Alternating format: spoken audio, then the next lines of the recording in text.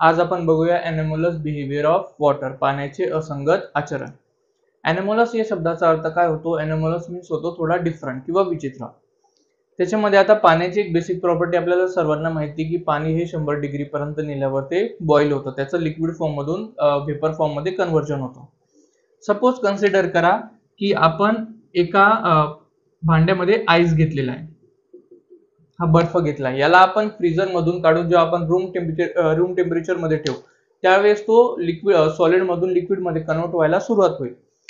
या आता आईसचं वॉटर मध्ये कन्व्हर्जन होताना काय काय चेंजेस होतील बघा. ज्यावेळेस तो आईस मध्ये होता त्यावेळेस त्याचा जो व्हॉल्यूम होता तो होता डिक्रीज मध्ये.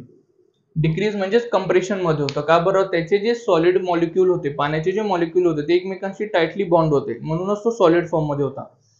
आता तो आईस मधून वॉटर मध्ये कन्वर्ट होतोय तर त्याचे जे मॉलिक्युलर इंटरमॉलिक्युलर फोर्सेस आहे ती बॉन्डिंग काय होते? तुटते. त्याच्यामुळे त्याचा जो व्हॉल्यूम आहे तो काय होईल? आता इन्क्रीज होईल. त्याचा व्हॉल्यूम इन्क्रीज व्हायला सुरुवात होईल. सोबतच त्याचं जे पाण्याचं जे आधी कॉन्ट्रॅक्शन होतं आईस फॉर्म मध्ये, लिक्विड फॉर्म मध्ये, त्यांना ते कॉन्ट्रॅक्शन कन्वर्ट होईल आता एक्सपान्शन मध्ये. पाण्याचं आता पाण्यामध्ये आल्यावर त्याचं काय होणार आहे? एक्सपान्शन होणार आहे.